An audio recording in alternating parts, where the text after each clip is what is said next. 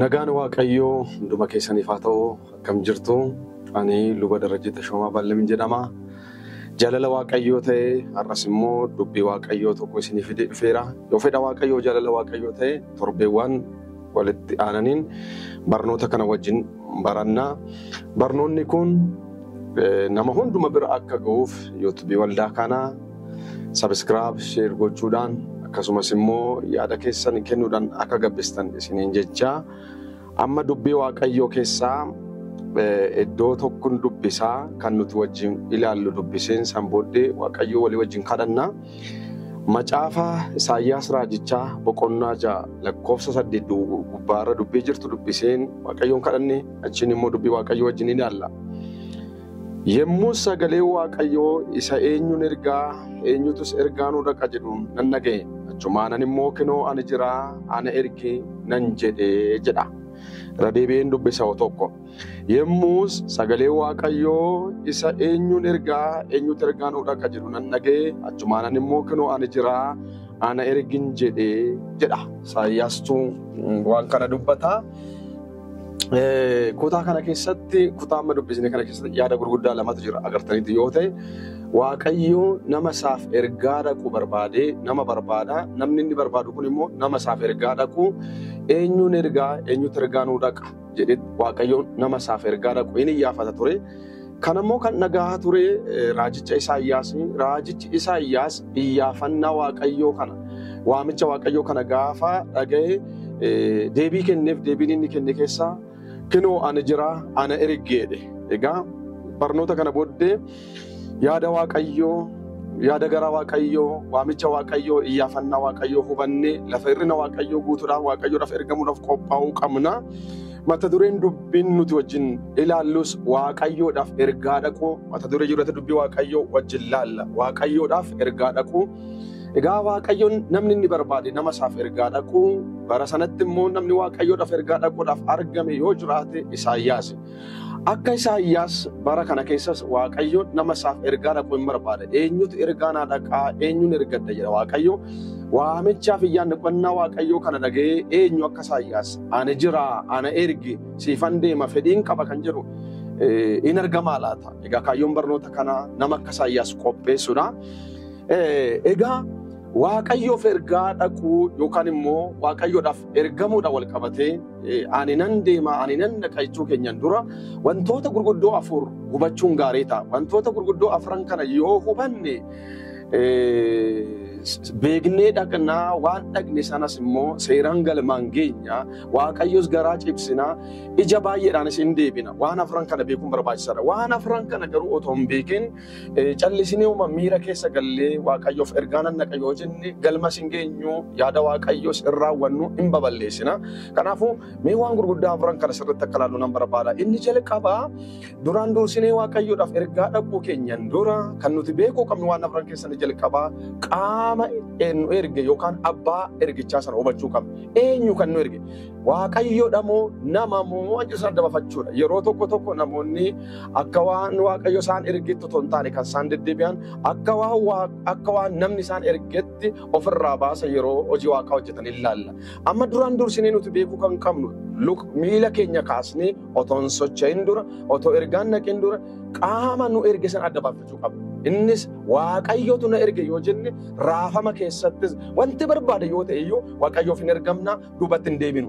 Akka Waaqayyoon nu erge yoo nu banne garuu akka waan namni nu ergetti fudhanna yoo ta'e garuu hin dhaabbanna. Kanaafuu anaaf sin eenyu kan nu erge eenyu kan nu waame eenyu hojii isaatti dibee kan nu bobbaasan jechuun adda baafachuu qabna. Innis Waaqayyoodha kan jechuun duraan dursee nu galuu qaba. Qabxiin lamaffaan achitti nu hubachuu qabnu qaama nu erge yookaan abbaa nu erge abbaa ergichaa duwwaa odoo hin taane ergaa sanis immoo hubachuu qabna. Maal nutti kenne Waaqayyo? Maal godhaanuun jedhe sanyii harka keenya keessa jiru. Ergaa Waaqayyo nutti kenne mul'ata Waaqayyo nutti kenne sana adda baafachuu qabna. Mul'ata Waaqayyo irraa fudhanne ergaa Waaqayyo irraa fudhanne sanyii Waaqayyo irraa fudhanne sana yoo hin beekne waanuma nutti fakkaate hojjenna. Waanuma nutti fakkaate hojjechuun immoo jalla Waaqayyo raawwachuu miti. Tajaajiltoonni baay'een waanumatti fakkaate hojjetu. Kun immoo maalirraa mala yoo jettan ergaa isaanitti kenname sana adda baafachuu dadhabuudha. Iddoo isaanii adda baafachuu dadhabuudha. Inni sadaffaan qaamni ergamummoo jira. Qaamni Waaqayyo erge sun immoo eenyu? Ana. warra ergame san keessaa tokko ana, warra ergame san keessaa si. Kanaafuu anaaf situ ergame. Kanaafuu anatu ergame, ana kan barbaadame jennee akka Isaayyaas ana jira ana ergite san nama biraatti quba qabu otoo hin taane sababa kootinii anatu kana godha jennee ofirratti illee murteessuun baay'ee barbaachisaadha. Inni afuraffaa qaamni ergicha fudhatu eenyu? Eessatti ergamne? Lafa Waaqayyoon nu barbaadetti yoo hin deemne, lafa Waaqayyoon nu barbaade, lafa Waaqayyoon nu erge dhiisne, lafa Waaqayyoon nu ergine hin deemne yoo ta'e gaarii miti. Bara kana tajaajiltoonni baay'ee lafa Waaqayyo isaan jaalate, lafa Waaqayyo isaanitti barbaadu hin taane, lafa ofii isaanii jaalatan, lafa ofii isaaniitiin barbaadan deemanii haala yeroo mijeeffatan. ilaalla lafatti Waaqayyoon nu erge tole jennee deemuu qabna. Isaayyaasiin gaaf laaltan eessatti ergame yoo jettan saba otoo dhaga'uu hin hubannetti, saba otoo ilaaluu hin arginetti saba akkasitti ergame malee egaa Waaqayyootu dhaqi akkas jedhee saba sanatti ergame. Lafa Waaqayyoon nu erge beekuun barbaachisaadha.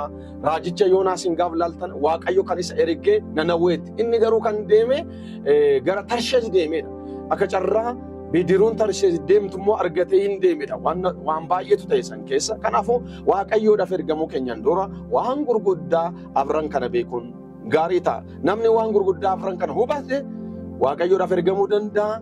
Ergamees ergaa Waaqayyoo sana fiixan baasuu ni danda'a. Mee waa tokko akka laallu nan barbaada.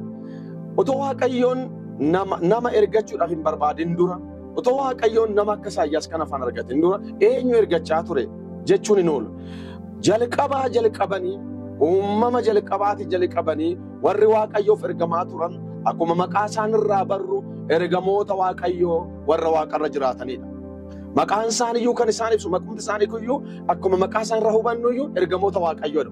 Maqaa kana eessarraa argatan gaaf jenne Waaqayyoo qofaaf waan ergamaniif biyya Waaqarra jiraatu Waaqayyoodhaaf ergamu. Waan Waaqayyoon isaan hin jedhe raawwatanii deebi'u kanarraan kan ka'e ergamoota Waaqayyoo jedhaman.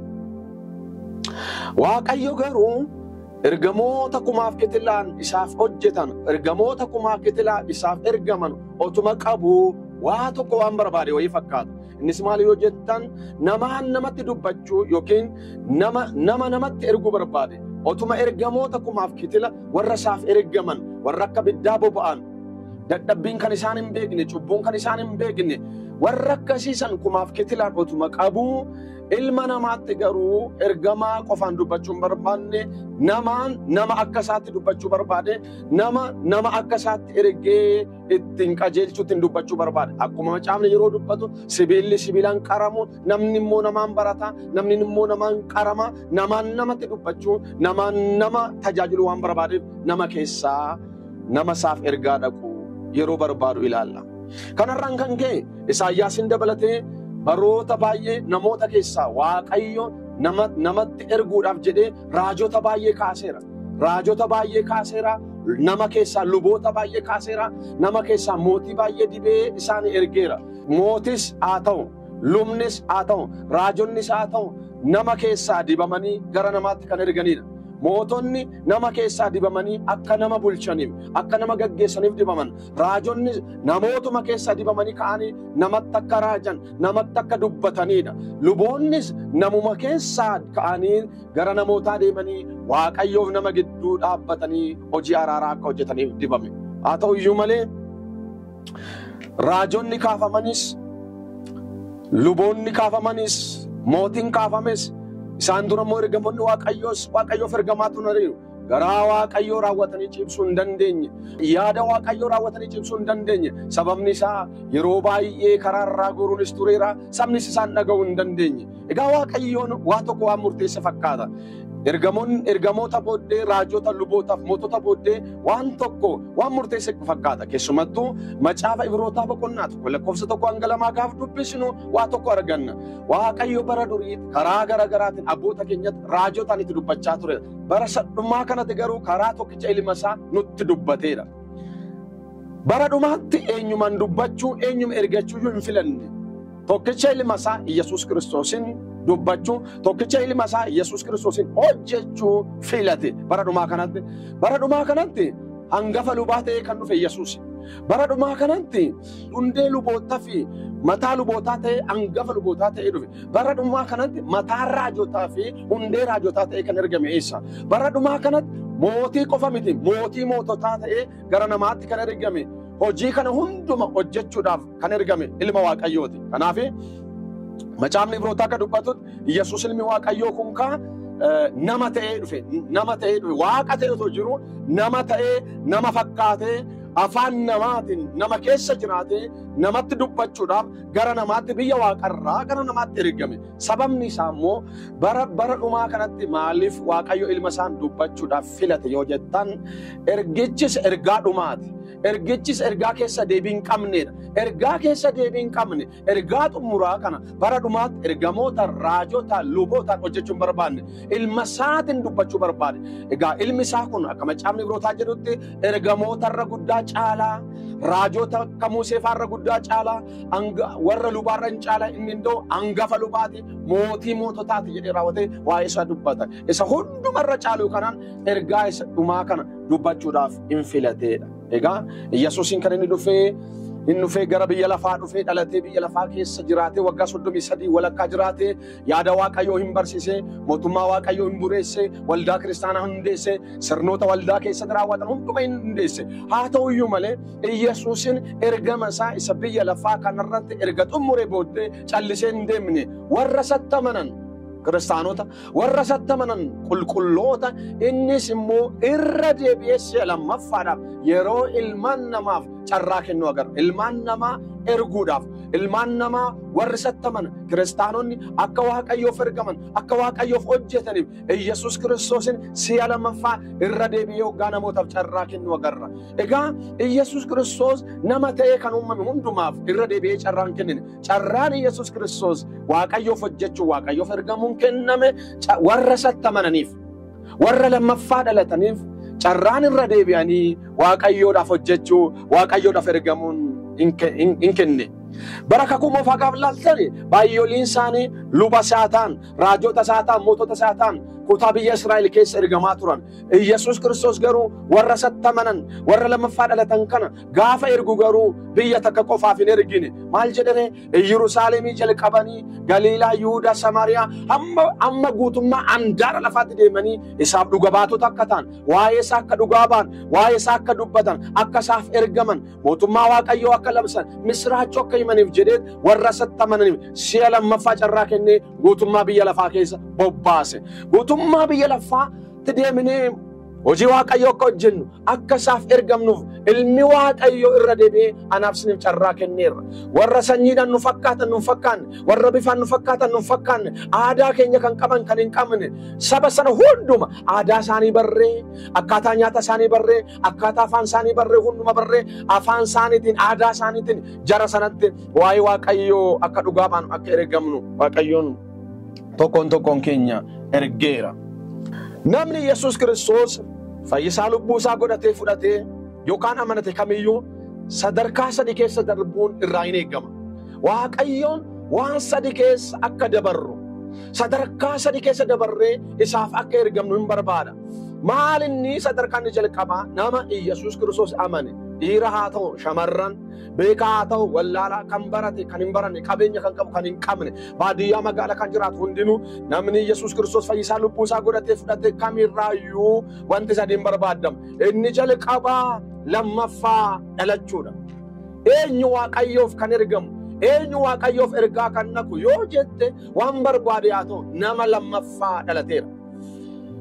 Beekaa lammaffaan dhalanne, abbaa qabeenyaa lammaffaan dhalanne, mannaa hiyyeessa lammaffaa dhalatetu Waaqayyoof hojjeta. Wallaala lammaffaa dhalatetu Waaqayyoof hojjeta. Dadhabaa lammaffaa dhalatetu Waaqayyoof hojjeta. Waaqayyoodhaaf ergamuudhaaf ulaagaan inni jalqabaa hundi keenya keessa darbuu barbaannu lammaffaa dhalachuudha. Waa'ee lammaffaa dhalachuu immoo anaaf isiniin kan ta'u otoo hin taane salphaadha.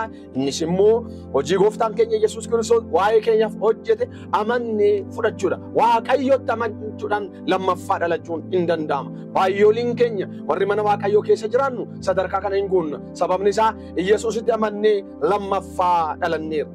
Nama lammaffaa dhalaterraa immoo ittaanee kan barbaadamu amantiitti guddachuu yookaan amantiitti bilchaachuudha. Lammaffaa dhalannee achuma turuu hin qabnu. Lammaffaa dhalachuun Yesuus Kiristoosiin amantiitti guddachuu bilchaachuudhaaf immoo gahee keenyas hin barbaachisa. Waaqayyoon kadhachuu baruu qabna. Macaafa qulqulluu qo'achuu baruu qabna. Tajaajilatti qabamuu baruu qabna. Mana Waaqayyoo keessa deddeebi'uu baruu qabna. Namicha lammaffaa dhalate irraa amantiitti guddachuu yookaan immoo bilchaachuun sadarkaa lammaffaatti irraa hin ergama. Nama amantiitti guddate, nama waa'ee amantii isaa beeku, nama waa'ee hubannaa macaafa qulqulluu qabu, nama kadhatatti bilchaatetu Waaqayyoof ergama. Lammaffaa nama dhalate irraa taanee amantiitti guddachuu kan bilchaachuudha. Egaa amantiitti nama guddate nama bilchaate irraa inni sadaffaan kan barbaadamu immoo bilchaateera guddateera waan ta'eef bartuu gooftaa ta'ee ergamuu qaba jechuudha. Kanaaf bartuu gooftaa ta'ee ergamuu qaba, isaaf hojjechuu qaba, jaalala Waaqayyoo raawwachuu qaba. Egaa nuni Waaqayyoof kan ergamnu waan sadan kana keessa darbuudhaan lammaffaa dhalachuudhaan amantiitti guddachuudhaan erga amantiitti guddanne immoo bartuu gooftaa taanee isaaf ergamuudhaan. Egaa akkuma duratti hin dubbanne Isaayyaas boqonnaan 6:8 irratti sagalee Waaqayyoos akkas jedhu dhage Isaayyaas eenyutu ergaa nuuf dhaqa kan jedhu nan dhageera. Gaafa isa kana dhagahu Isaayyaas immoo kunoo ani jira ana ergeedha. Ani jira ana ergeedha jechuun kun ulfaataadha. Kunoo ani jira ana erge abaluu jira hin jenne abaluffaan jira abaluffaa erge hin jenne waa'ee nama biraa dubbachuu hin dandeenyu. Nuuni Waaqayyoof hojjechuudhaaf ofirratti murteessuu qabna. Waa'ee keenya dubbanna malee waa'ee nama kaan hin dubbannu. Isaayyaas ofirratti murteessee ani jira kunoo ana erge. Dubbii Isaayyaas deebisee fi iyyaafannaa Waaqayyo iyyaafate kana keessatti Isaayyaas irraa maal barra yoo jettan Waaqayyoof argamuu barra Isaayyaas irraa. Bara namni dhabametti Waaqayyoof argame kunoo ani jira ana erge. Waaqayyoof argamuu qabna. Egaa saba Waaqayyoo kan waldaa keessa deddeebi'u kan waaqeffatu baay'eedha. Namni tole jedhee Waaqayyoon dhagee isaaf abboomamee ergamu garuu muraasa. Har'as bara keessa jirru kana nama akka Isaayyaas ani jira ana erge ani siifan hojjedha ani nan deema anaan hojjedha anaan mul'atu jedhee gad of qabee Waaqayyoof argamu hin barbaadama. Akka Isaayyaas kunoo ani jira ana erge. Isaayyaas irraa kan baranne Waaqayyoof argamuu isaa baranne.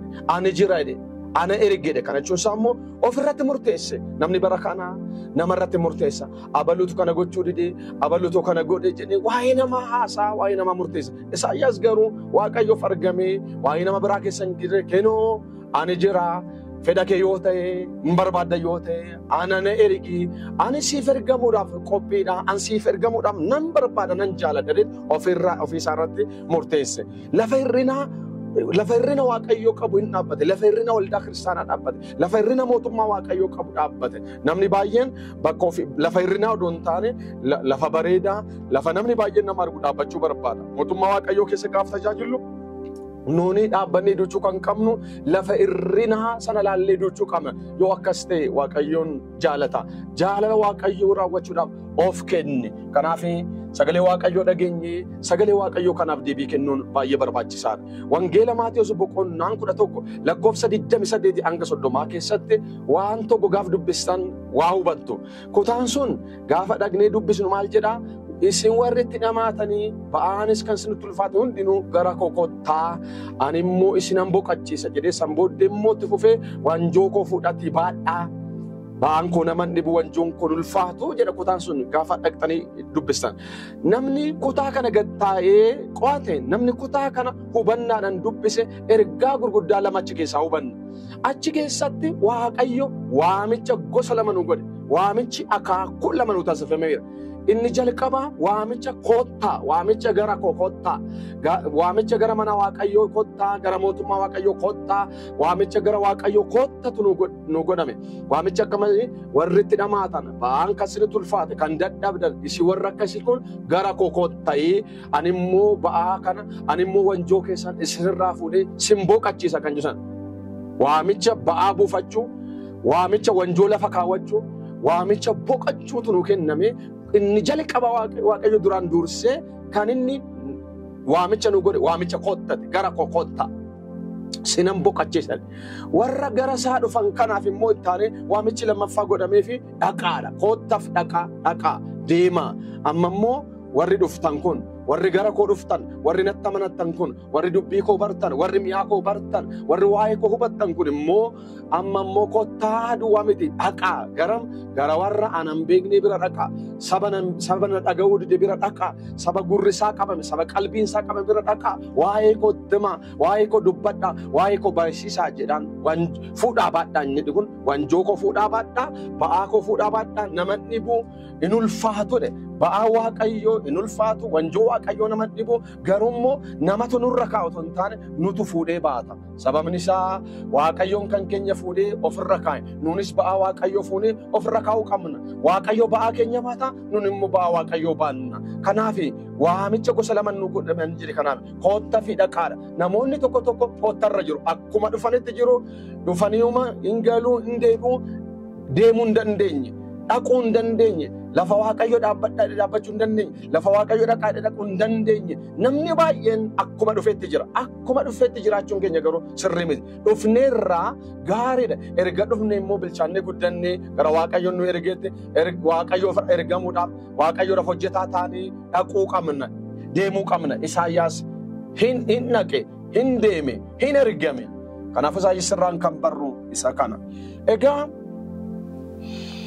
waa'ee kottaa fi waa'ee dhaqaa kana wal qabatee yookaan immoo ba'aa buufachuu fi ba'aa Waaqayyoo baachuudhaan wal qabatee biyya lafaa kanarraa namoota akaakuun sadii akka jiran hubachuu hin dandeessu. Biyya lafaa kanarra nama jiru hundumaa yaa amanus hin amanis, Waaqayyo haa beekus hin beekinis. Isaantu Waaqayyoon hin beekne malee Waaqayyo isaan beeka waan ta'eef jara kana hundumaa nama hundumaa addunyaa kanarra jiru kan uume, biyya lafaa kanarra kan jiru kan uume Waaqayyoodha. Namoota Waaqayyo uume kana bakka gurguddaa sanitti baasnee ilaaluu dandeenya. Maalirra dhaabbannee ba'aa buufachuu fi ba'aa baachuudhaan yookaan immoo waamicha isa koottaa fi isa dhaqaa jedhu kanarra dhaabbannee nama bakka sadiitti qoonnee ilaaluu dandeenya. Namoonni jalqabaa warra ba'aa buufachuu yookaan warra wanjoo ofirraa buufachuudhaaf gara Waaqayyoo dhufuu didanidha. Warruma waamicha isa koottaa fudhachuu didan, gara koottaa sinan boqachisa jedhanii isuma sana fudhachuu didanii ba'aa hin buufannu, wanjoo keenyas hin baattanna, ba'aa keenya hin baattanna, gara kee dhufnee gara Waaqayyoo dhufnee ba'aa buufachuu keenyarra, gara Waaqayyoo dhufnee boqachuu keenyarra wanjoo keenya baannee, ba'aa keenya baannee, dhamaanee itti rakkachuu wayya jedhanii sababa garaagaraatiin waamicha isa jalqabaa kana didanii kan biyya lafaa kana keessa jiraatan namoota danuudha. Mana Waaqaatiin ala kan jiraatan, dubbii Waaqayyootiin ala kan jiraatan, fedha Waaqayyootiin ala kan jiraatan, warri Waaqayyoon hin beekne, warra Waaqayyooti dudda kenna namoota baay'ee jira. Namoonni Waaqayyooti dudda kennan kun warra waamicha koottaa jedhu kana fudhachuu dadanidha. Isaan ammaayyuu ba'aa isaanii baattachaa jiru. Isaan ammaayyuu wanjoo isaanii baattachaa jiru. Gara Waaqayyoo dhufuu hin dandeenye. Namoonni kun tarii carraa gara Waaqayyoo dhufuu, carraa ba'aa isaanii kana buufachuu hin qabaatu jedhee yaada. Waaqayyoon carraa isaanii hin cufu. Amma lubbuudhaan jiranitti Waaqayyoo dhufuu hin danda'u. Namoonni lammaffaan immoo namoota ba'aa buufachuudhaaf gara Waaqayyoo dhufanii ba'aa Waaqayyoo baachuudhaaf didanidha. Warra akkasii kun immoo waldaa keessa jira.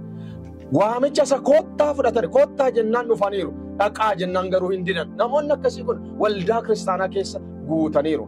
Gamna fakkaatu garuu isaan gamnaa miti. Gowwoota warra akkasiin eebbifaman, eebba Waaqayyoon argan, gaarummaa Waaqayyoon argan, warra akkasii kun sirrii miti. Namoonni akkanaa kun waldaa kiristaanaa keessa baay'ee jirtu. Koottaa gara koo jennaan gara Waaqayyoo dhuftaniitu. Dhukkuba keessan baattanii, cubbuu keessan baattanii, waan sin rakkise baattanii gara Waaqayyoo dhuftanii, Waaqayyoo sin boqachiisnan, dhaqaa jennaan immoo warri dhaquu diddan, deemaa jennaan warri deemuu diddan, Waaqayyo naaf ergaa dhaqaa jennaan ergaa dhaquu warri diddan immoo jirtu. Kanaafuu isin kanas hin gorsu waamicha isa koottaa akkuma fudhattan waamicha isa dhaqaas raawwadha. Koottaa duwwaan hin ta'u, dhaquunis barbaachisaadha. Erga dhuftanii gara Waaqayyoo isin ergetti deemuu qabdu malee dhimma keessan qofaa Waaqayyoon barbaaddanii gaafa Waaqayyoon isin barbaade immoo hin didinaa. Gaafa rakkattan Waaqayyoon barbaaddanii gaafa Waaqayyoon immoo isin barbaade jalaan didinaa. Kun kiristinnaa miti. Namoonni sadaffaan immoo namoota akka Isaayyaas koottas dhaqaas warra fudhatan. Koottaa jennaan gara Waaqayyoo warra dhufan, dhaqaa jennaanis Waaqayyoodhaaf kan naqan, koottaa jennaanis dhufaniiru, deemaa jennaanis kan deeman jechuudha. Ba'aa buufadhaa jennaan tola jedhanii dhufanii, baadhaa jennaanis tola jedhanii kan dhufan namoonni akka Isaayyaas lakkoofsa muraasa yoo ta'an jiru. Egaa Waaqayyoon nurraa kan barbaadu akka Isaayyaas ba'aa buufachuudhaafis gara Waaqayyoo dhaqu, kottaa raawwachuu akkuma Isaayyaas immoo dhaqaa hoggaa jedhan ani nan dhaqaa ana ergi namoota jedhan namoota akkasiis hin barbaada.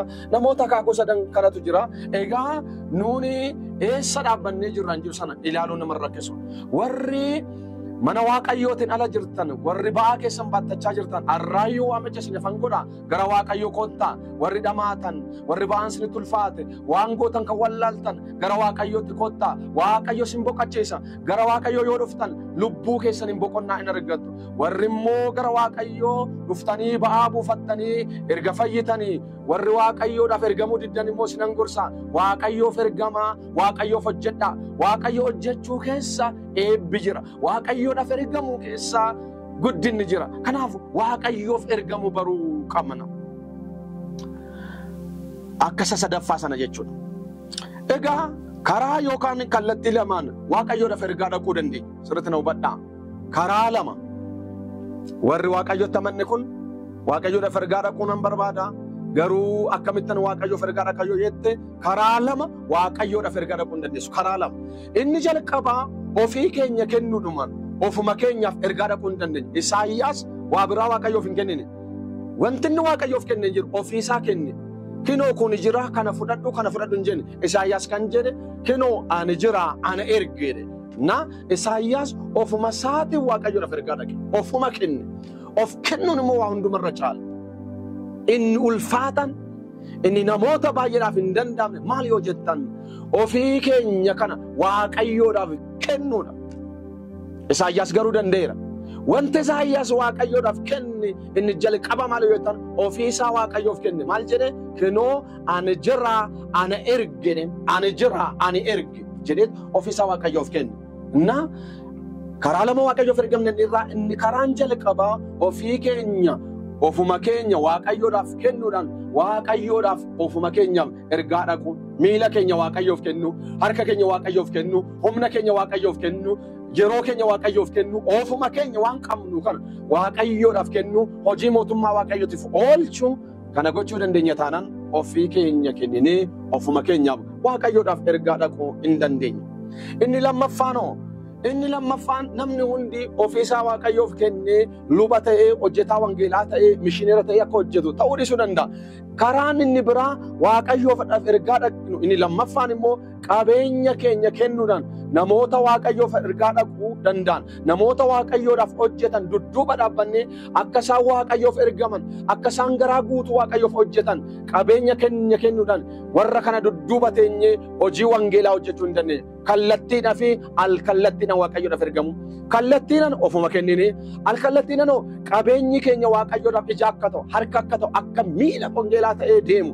Mishiinaroota duuba dhaabbannee mishiinarii bobbaasuudhaan, hiyyeessota gargaaruudhaan, hojjettoota wangeelaa, waldaa kiristaanaa gargaaruudhaan, mootummaa Waaqayyoo akka bal'atu, waldaan kiristaanaa hojii wangeelaa akka hojjetu, tajaajiltoonni hojii wangeelaa akka hojjetan, mishiinaroonni ofirraa bu'anii akka hojii wangeelaa hojjetan, isaanii haala mijeessuudhaaf qabeenya keenya kenninee qabeenya keenyan Waaqayyoodhaaf ergamuu baruun barbaachisaadha.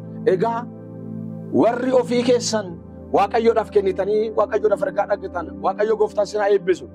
Warri immoo kun isiniif hin danda'amne, warri immoo lakkii waamichi koo akkas miti hojjechaa Waaqayyoof hojjettan immoo bu'aa argattanirraa kurnoo keessan kaffaluurraan bu'aa argattanirraa kennaa keessan kennaa jaalalaa kennaa hangafaa kennuudhaan mishiinaroonni akka bobba'an waldaan kiristaanaa akka bal'atu iddoon lallabaa akka guddattuuf qabeenya keessaniin immoo Waaqayyoodhaaf ergaa dhaqaa. Namoonni qabeenya isaaniitiif Waaqayyoodhaaf ergaa dhaqan danuutu macaafa qulqulluu keessa jira.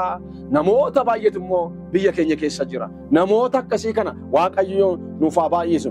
Egaa Phexros inni duraa boqonnaan 2:9 hanga 10 gaaf dubbistan dubbii tokko dhageenya. Phexros inni duraa boqonnaan 2:9 keessatti macaafni qulqulluun waa'ee keenya gubbaa dubbatu akkasii. Isin garuu qomoo fo'amaadha.